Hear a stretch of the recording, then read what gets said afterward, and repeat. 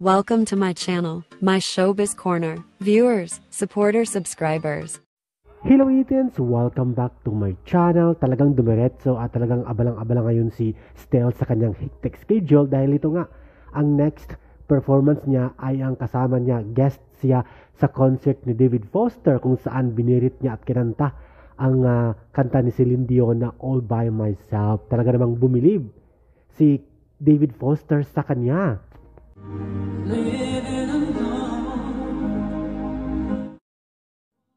friends I've known, I dialed the telephone.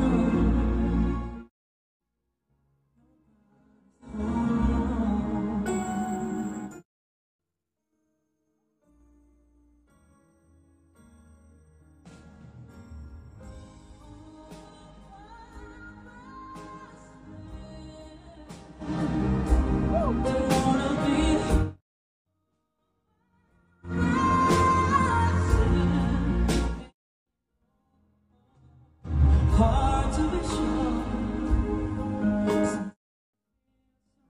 insecure.